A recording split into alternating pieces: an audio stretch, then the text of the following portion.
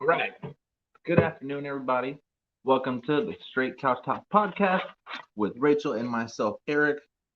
Today we're gonna go on a little bit of something that happened this past week and a little bit of last week. It's kind of what went on with cutting cords with Rachel's ex and the things that kind of happened with that. And I'm gonna start it off with my side of it first. Uh, on how I was there for it and how to react to it and how I processed it and took it because when things like that happen, there's two ways you can go about it. You can go the supporting way or you can go the judgmental way. Um, when you go the judgmental way, that doesn't exactly work out the way that you think it does in your head when you start making assumptions and judging. And the route that I chose was to be the supporting because I saw what was going on, and she went through a lot with her ex in the previous relationship, and the way things were handled, and I had to really be supportive and not necessarily cater, because when you cater, that then that stuff kind of gets blurred when you cater too much to someone. But it was more of just being the moral support and emotional support, spiritual support, because there was a lot of stuff that happened both physically, spiritually, and it kind of it tested us a little, in my opinion. And it really dictated on if someone were to fall apart, then that's where problems would be. And I could have easily just went down the wrong way and been like, what the heck, this and this and this, and really could have took a different direction with it.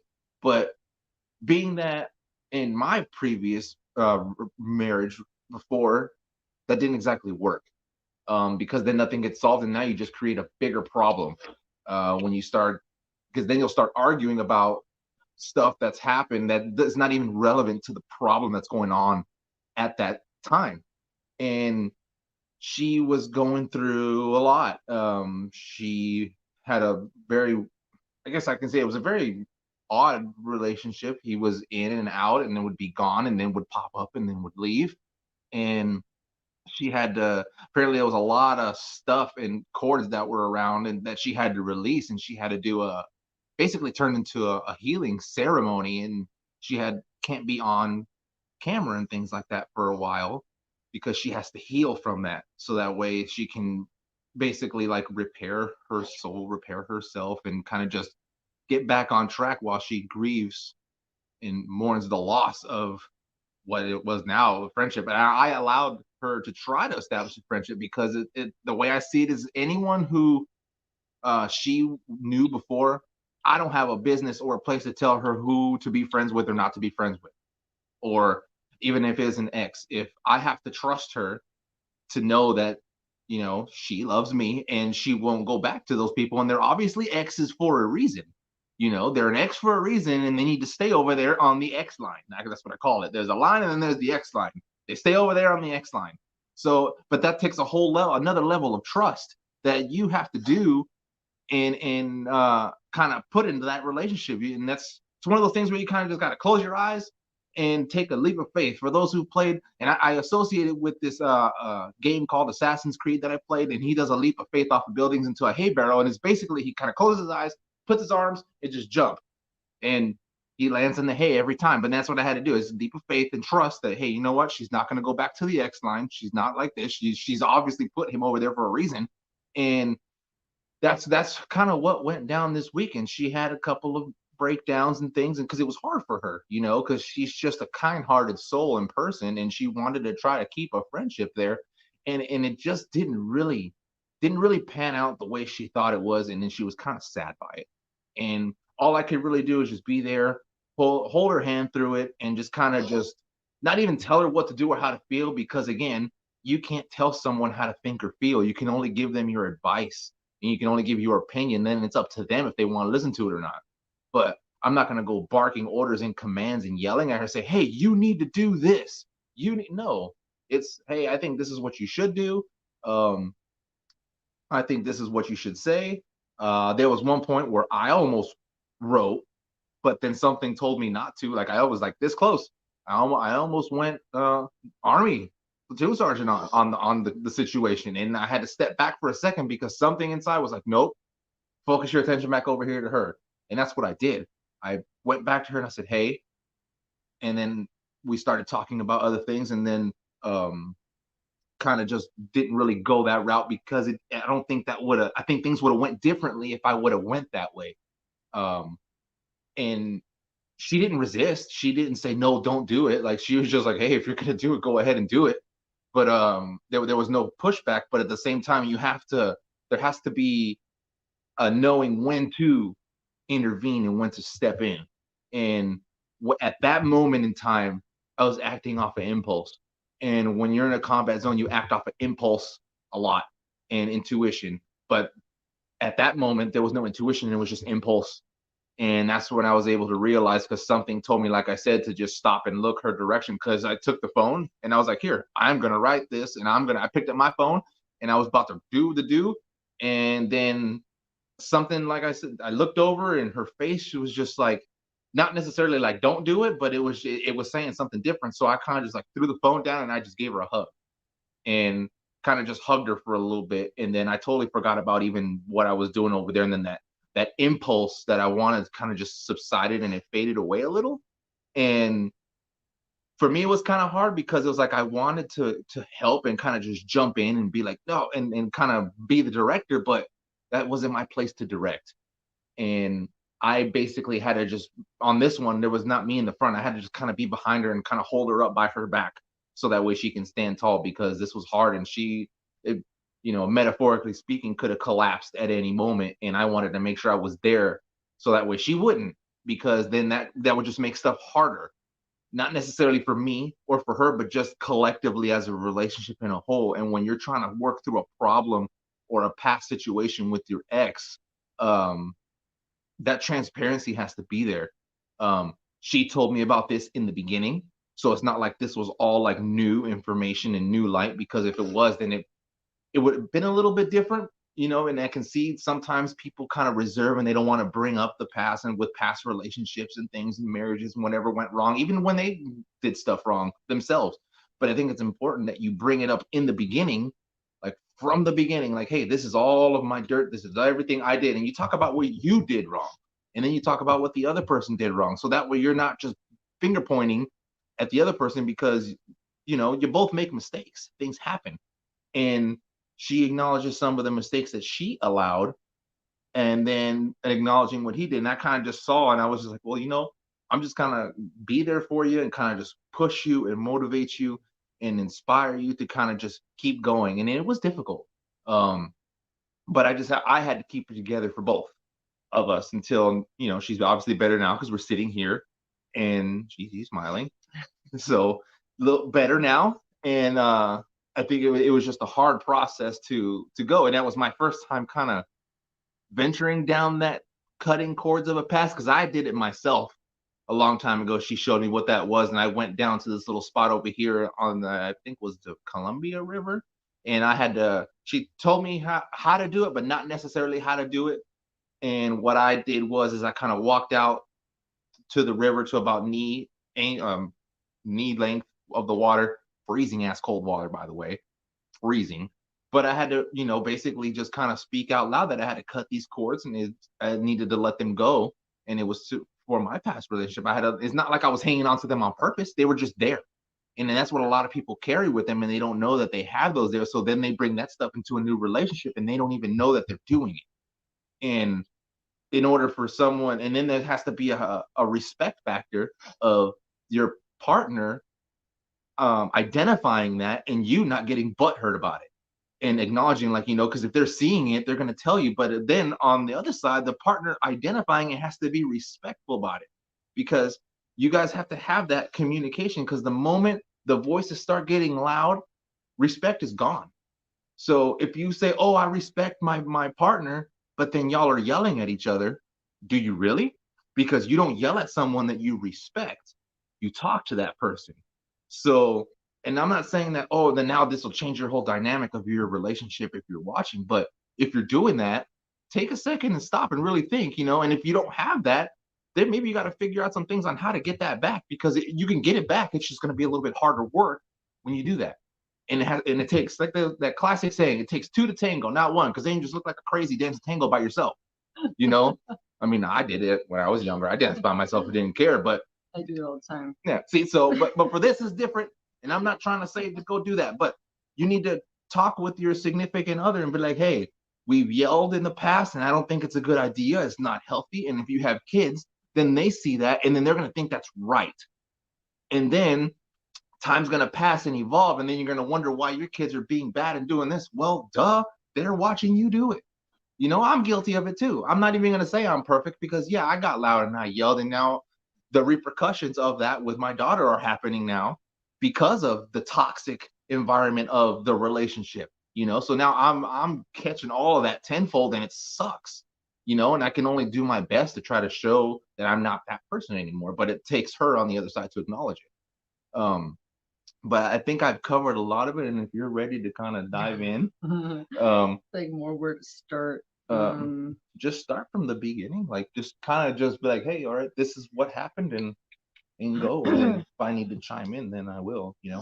Well, okay, as in a nutshell, if you've been watching the previous podcast, I've talked about a relationship after my marriage that I was in for a while that was very hush, quiet.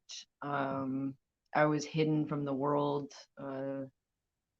Like, I think maybe 5 people, maybe 6 people knew that we were even together out of thousands of people that know us.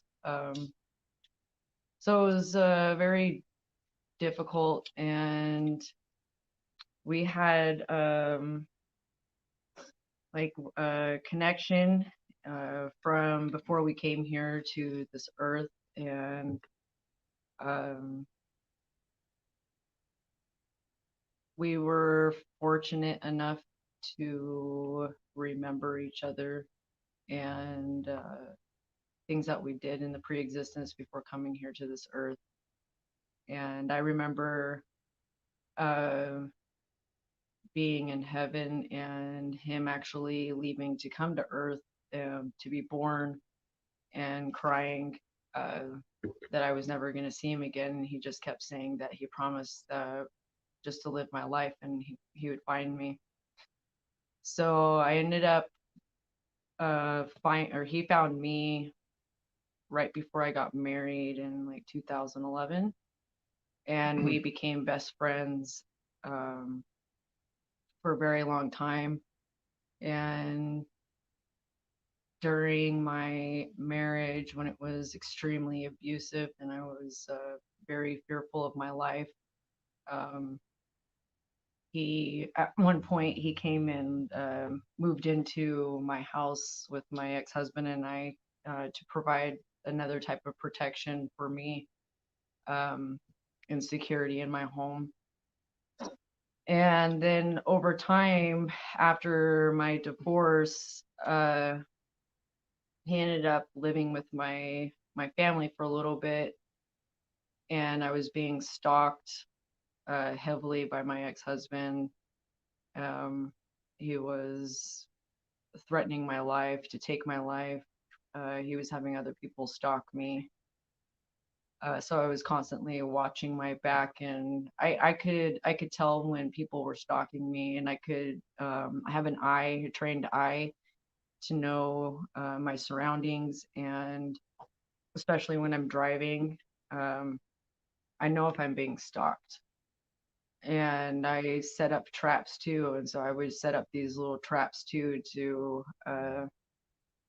kind of like trap them in a way and catch them, and like really know that I was being stalked, so it wasn't like in my head, wasn't fear based. It was actually really happening. So we over time we ended up falling in love, and he was still with another woman. Um, I called her his storage space because he only saw her. Still, they've been together, I don't know, maybe 8 years now. and they've maybe spent a total of 6 months together in a total span of 8 years. So like he's a iron worker, so he's constantly gone, never sees his woman. They broke up, and he said that we were gonna have this future together. Asked my parents if he could take my hand, and so I was just kind of like patiently waiting.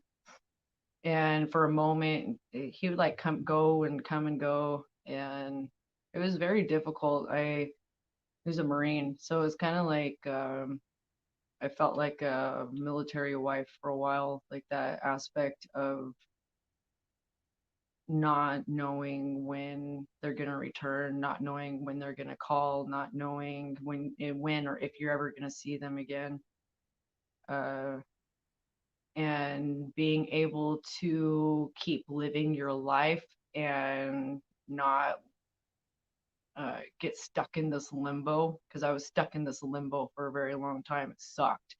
Didn't know what to do. Didn't know if, because at one point I was just like, what's happening? He left, ghosted me, disappeared.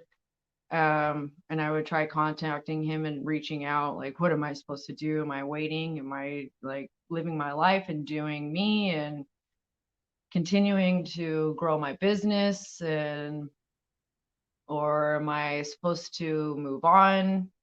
And I never got any answer back or anything. And I stupidly waited around and kept waiting. And finally, over time, um, I just couldn't wait anymore. It was literally just, it was destroying me. I was so depressed. I was suicidal. We had miscarried. I had just lost my grandma. Um, I My world was like, it fell apart. I lost hope. Um, Lost my will to live.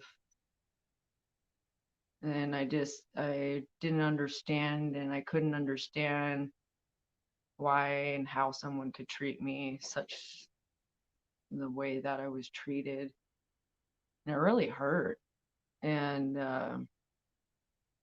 so our intimacy was a little bit different, and because of healing from pelvic cancer, and he has his own issues and things like that. So we did a lot of like massage for each other.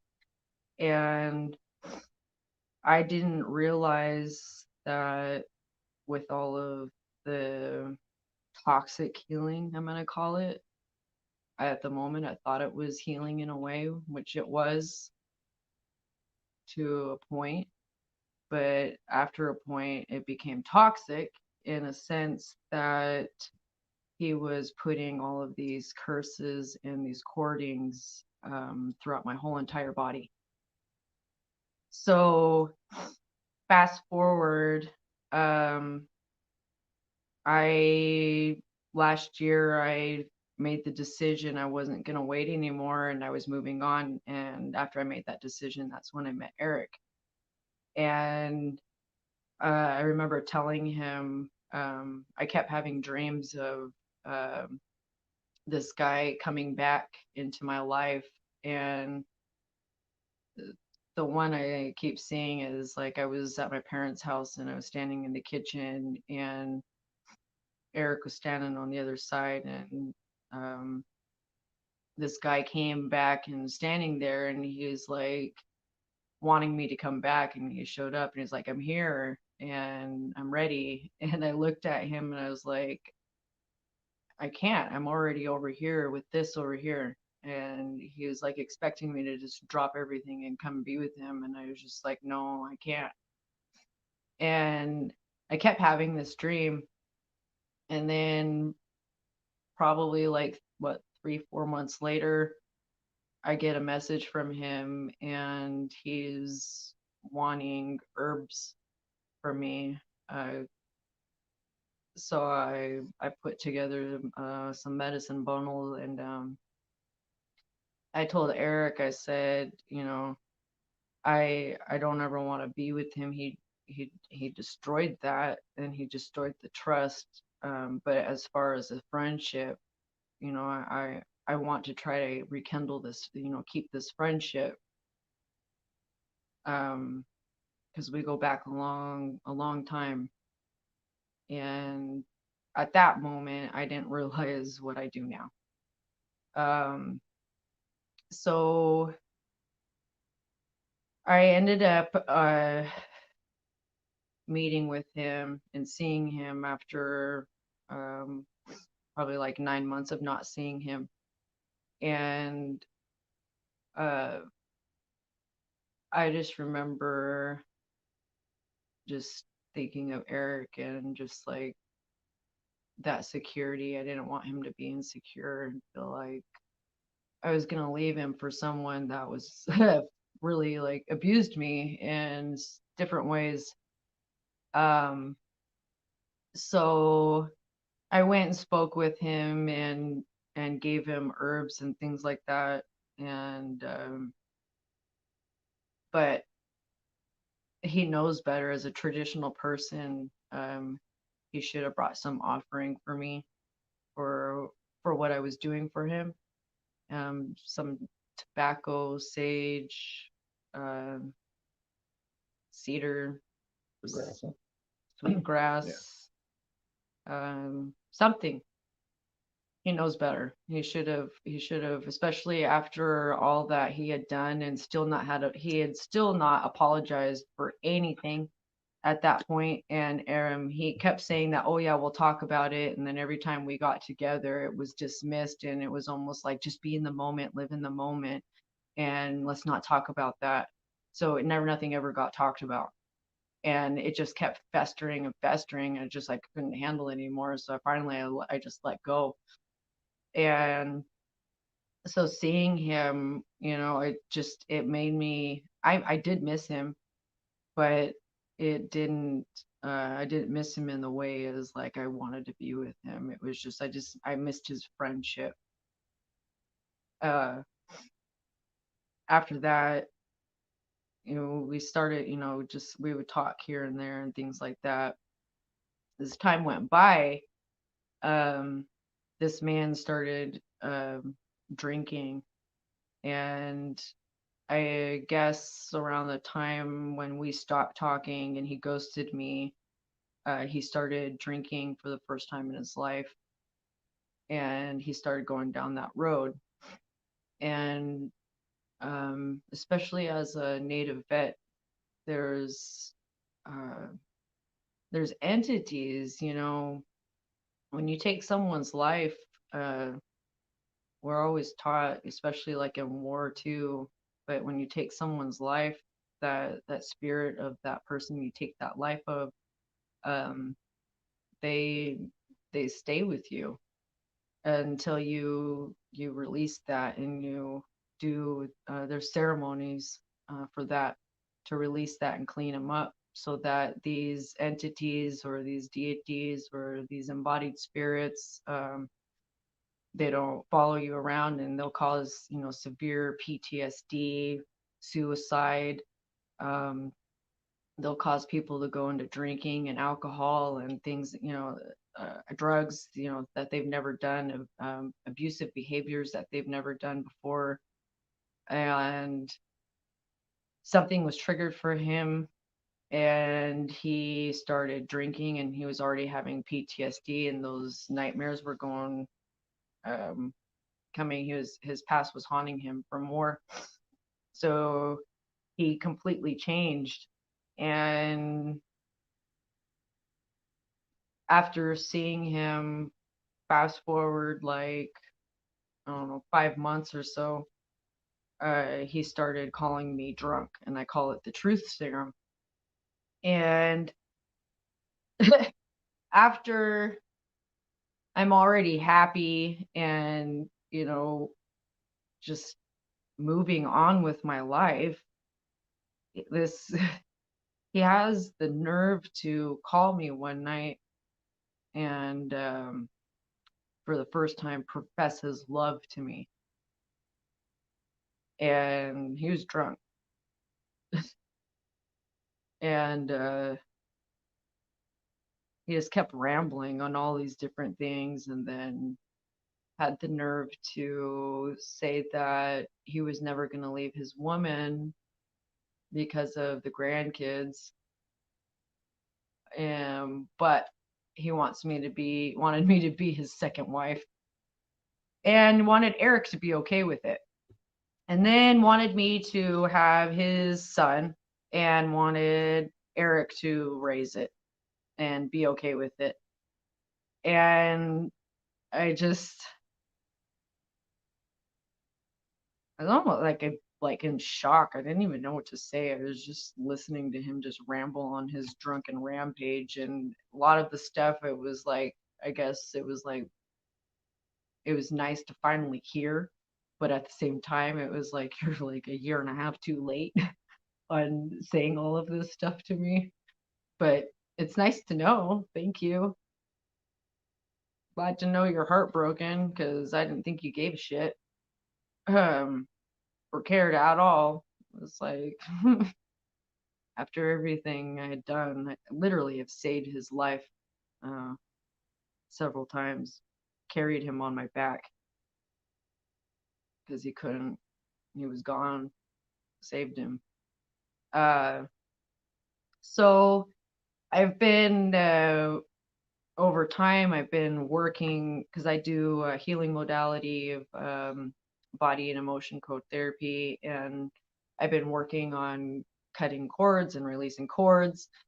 And over time, it's been, it's been taking a while, and I've been like frustrated because I didn't understand. I was like, why are there still so many cords? How is he still connected the way he is? How is he still spiritually connected? How is because we have a telepathic connection. So how is it that I'm still hearing his thoughts and he's hearing me? And uh, it's messing with my clarity. It's messing with um, it's messing with my heart. It's pulling in different things.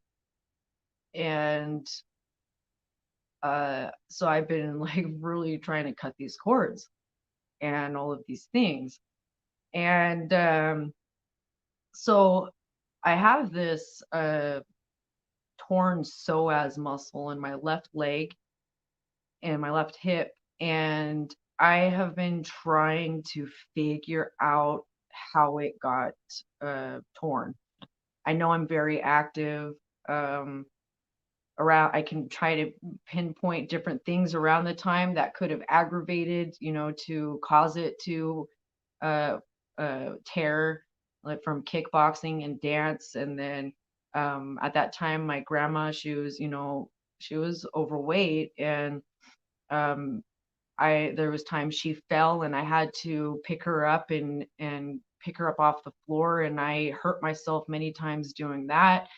Um, but I've been trying to like pinpoint where this came from. And so finally, it was last week, I got so frustrated. I'm like trying to cut all these cords, and I'm like, why is it so much? I don't understand why it's just not going away. I'm like, I am trying all these different things, and it's just not going away. But it's slowly going away, and it's getting better, but it's still like there.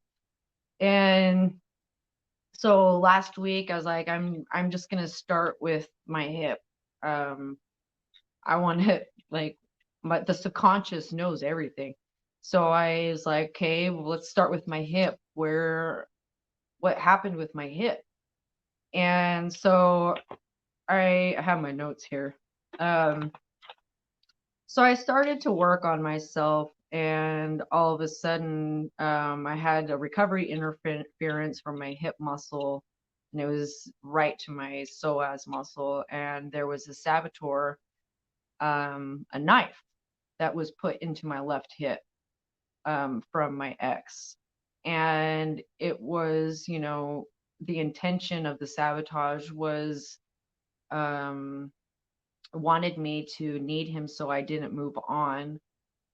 and to keep me like in control. And then there was curses, associated to it. Like no one will ever want me, no one will ever be able to heal me or help me heal. No one will support me through these things. There was curses to my neck. Then I had all these like broadcast messages and despair anchors. So these despair anchors is like when trauma is like happens so much, and it's like you start to actually like believe almost like that you're worthless, or you always get rejected, or you can't be yourself. And so like I had all of these things that I released, and after that I got pissed off, and it was like that betrayal of like he already fucked me once, and I'm like doing my best to be kind, and especially because he's a veteran, and I have a lot of respect for my veterans and understanding, but at the same time, you can only treat me like shit for so long, and then I'm done.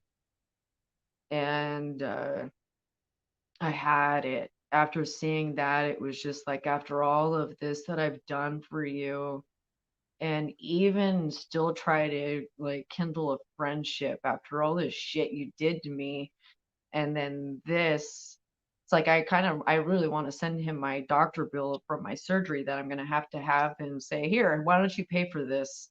You did this. But I won't. Um, so I'm like started getting angry and mad, and then I'm getting mad at myself even more because I'm like, who wants to like be with somebody that is still like not really crying over your ex, but just hurt and sad and still traumatized, and it's like turn off. I was like disgusted with myself, and then like pissed off with myself that how dare I allow myself to be that weak and vulnerable and just want to be loved, that I was, I didn't set my standards higher and, really hold him accountable, and, not be with a man that was really with another woman, even though he was being abused and justifying. Uh, Very angry with myself, very disappointed with myself. Um, so I was like started going through this like grieving stage. Then I started going through like the mourning of losing a friend again. I always say it's harder to mourn a living person that you have to let go than it is someone that actually passes on. It can be more difficult.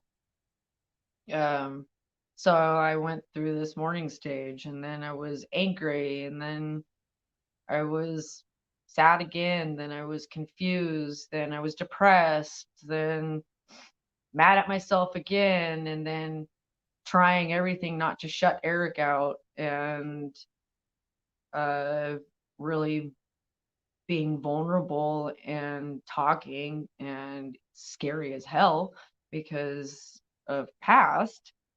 You talk like this and there's always some repercussion or something being held over your head, some type of argument or something. And but he uh the way he handled it is just, it's amazing. Thank you. You're welcome. uh it's not easy. So I've been going, and I'm like, I can't, there's obviously so much cording and things that needs to be cut and released. And I'm like, I'm going to keep doing this body coding and forever trying to release all of these things. And I'm like, I got to go back to my natural ways of traditional ways of healing. But then on the other aspect, because of COVID and things like that, it's very hard to get a hold of some of my mentors, healers medicine people that I can go to and things like that. So it ended up that I was really ready to let go. And I was with my best friend at work. And then all of a sudden, I just started deleting the X off of different platforms. And I started feeling like this relief. But at the same time, the moment I did that, I started getting this spiritual warfare attack, and I started getting slammed to the side of the head, and I felt drained and I felt weak, and I thought I was going to pass out. And then all of a sudden, my cousin rolls up, and she, we were talking, and all of a sudden, she's like, "Rachel, what's wrong with your head?" And I'm like, he's still trying to cord to me. I can't get these cords, that I can't get them to go.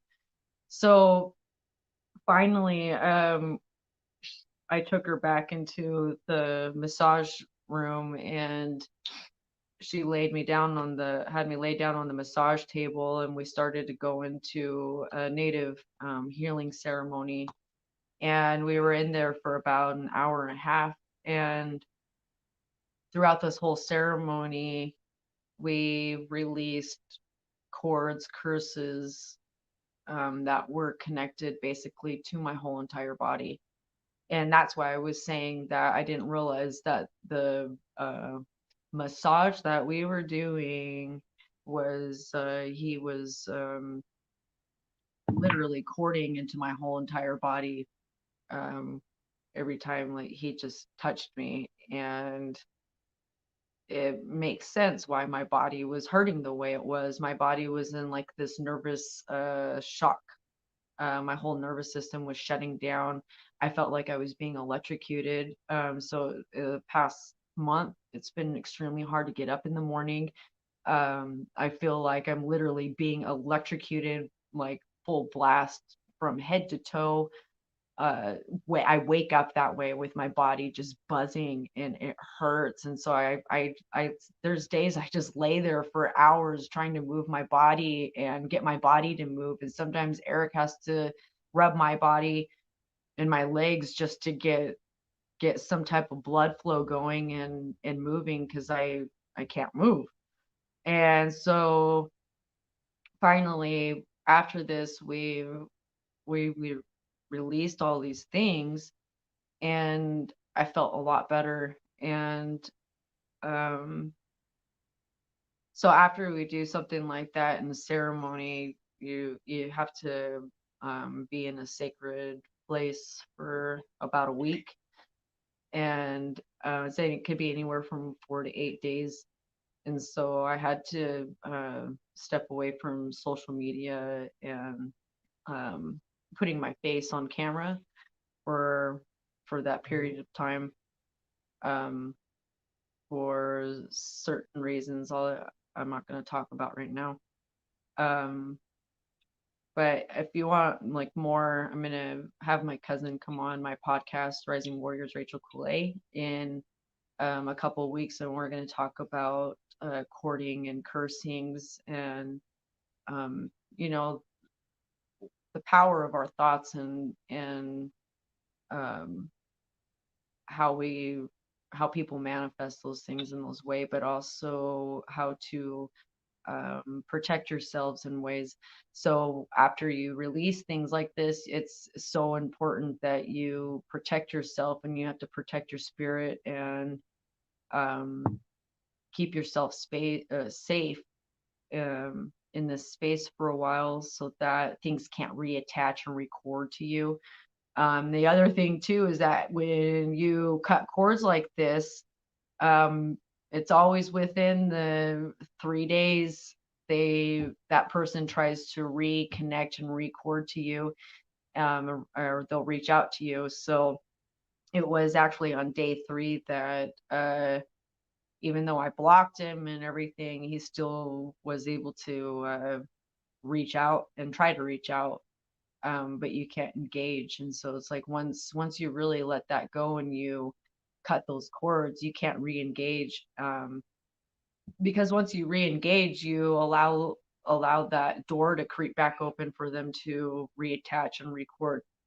So um I really I've had to do that, and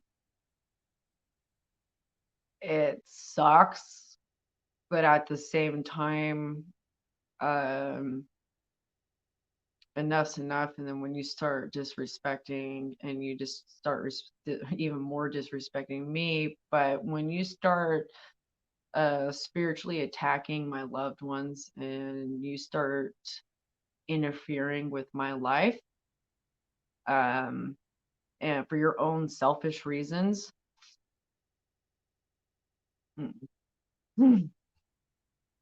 Funny thing is he would always tell me, he goes, I don't ever want to be on your bad side, Rachel. I don't ever want to be on your bad side. He goes, I hate for anybody to be on your bad side. Well, you got to do a lot to get on my bad side. And, but even then, I don't ever wish ill on anybody. I don't wish ill on him. I wish the best for him, but whatever comes and happens, that's in creator's hands. And, um, you guys just be careful with your thoughts. Be careful with your thoughts. It doesn't matter how someone can hurt you and hurt you and hurt you. And you can do two things. You can either hold that anger, and you can stew on it and bring that negative into your life and lower your vibration, or you can give that pain to the creator, and you can submit it and let it go, so you don't have to take it anymore, and you don't have to hold it. And you can, move on in a healthier way with things, instead of thinking ill thoughts towards somebody. And when you start thinking ill thoughts towards somebody, you're actually sending that energy, that thought into the universe, and it's coming back. And people feel it, and especially if you're an empaths, we feel it. We feel those thoughts, and um, negative or good. We feel that from people. And curses and courtings, they are real. I don't care. I don't care what we could argue. You can try to argue with me on this, but I witnessed this and have gone through this for far too long, and know much. I'm not going to claim I know like everything. I'm still learning. I'm always a student. Um, but it's real. And when you share intimacy with somebody, that's another type of courting connection, that you connect with somebody, and it can either be healthy or it can be unhealthy. And it's the unhealthy cords that you want to cut and remove from your life.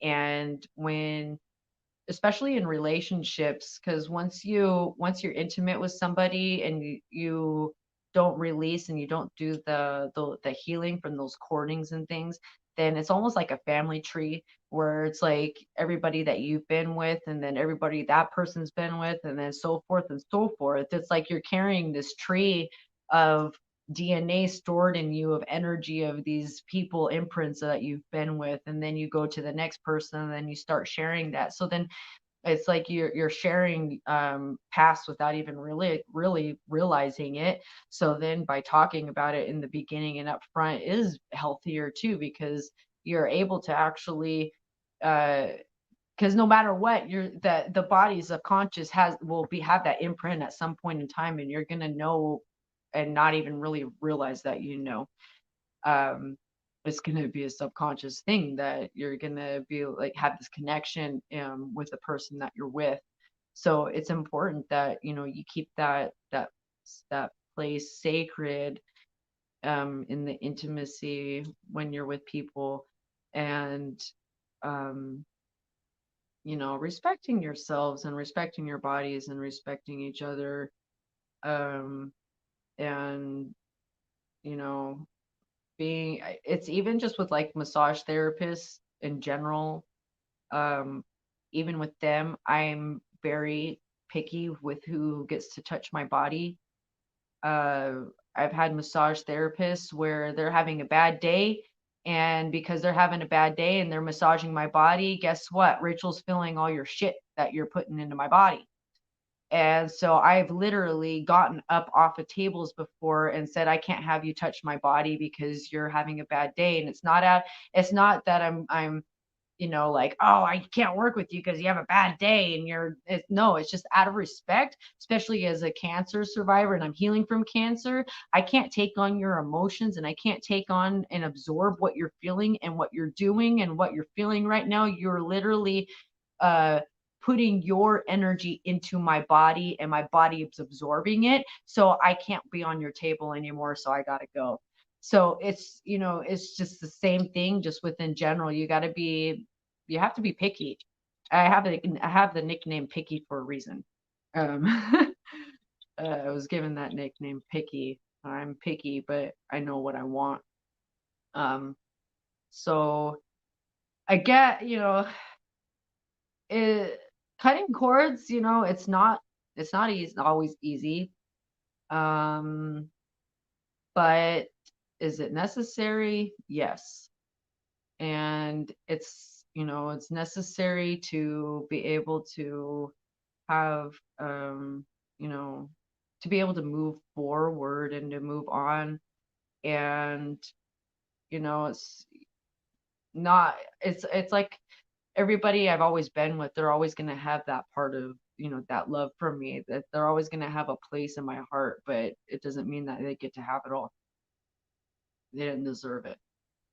And so you can walk away from situations with love in your heart, but walk away from the with the lessons learned and apply that to next relationships, or take relationships from your past and apply them into your current relationships. Things that didn't work and what did work, and um strive for the things that did work, and then strive even harder to correct things that didn't work. um like for instance, the yelling. um Erik and I both yelled in our previous marriages, so we've made it even more of a goal to not yell, and to really talk, and to be self-aware that when because sometimes we'll yell, but the voice will start to get a little bit louder, the tone will start to get a little bit louder, but having that self-awareness to be able to um, tone yourself down so that you're not battling over trying to be like this tone and trying to be heard, but being able to be self-aware of your own tone while you're communicating.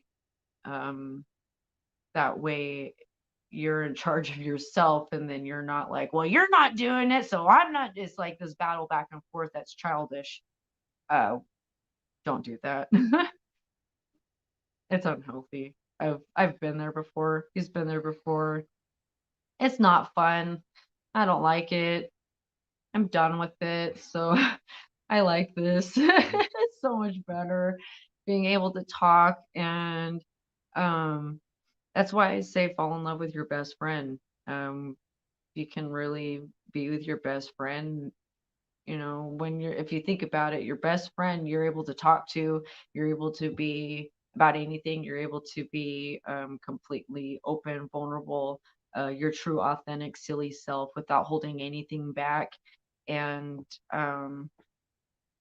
there's, no the expectations. Um, you're free. And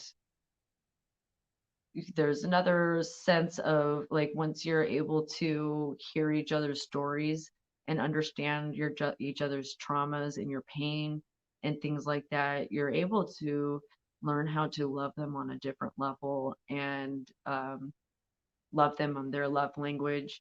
And even like with stuff that he's brought up from, his past and his traumas and things like that. Um, just like with the simple thing, like I text messaging, I always just say K, just the letter K. And that was a trigger from him, from his ex-wife, um, always saying K, K, okay, you know. And but me, I'm like, okay, just like, okay, okay, all right.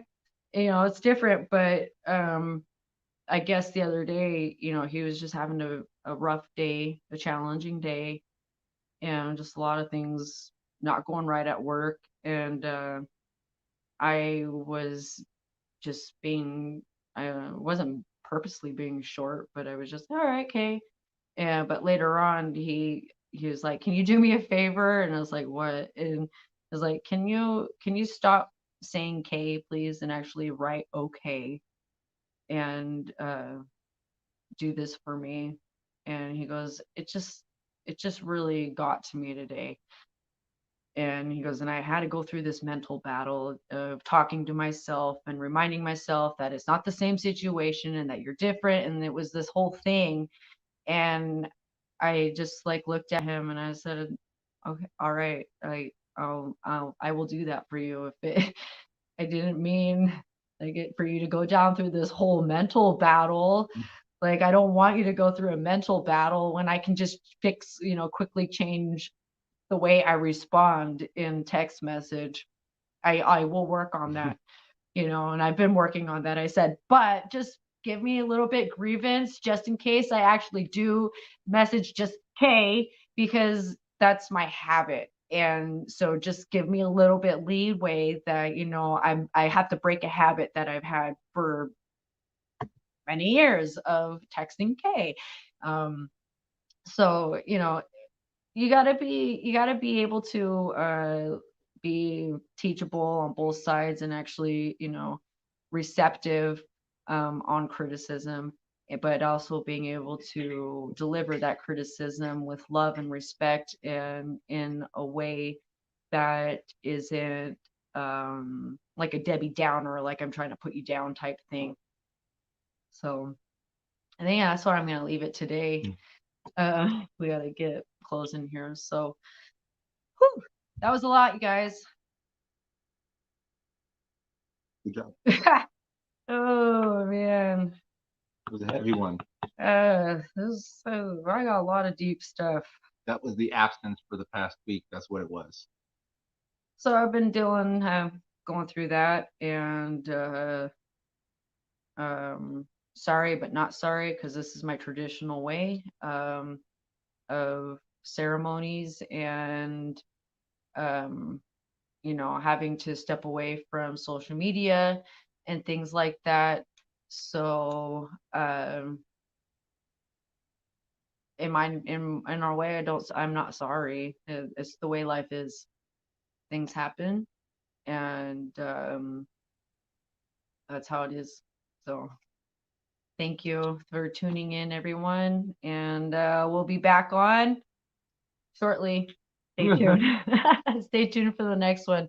Don't know what it's gonna be yet, but we'll see.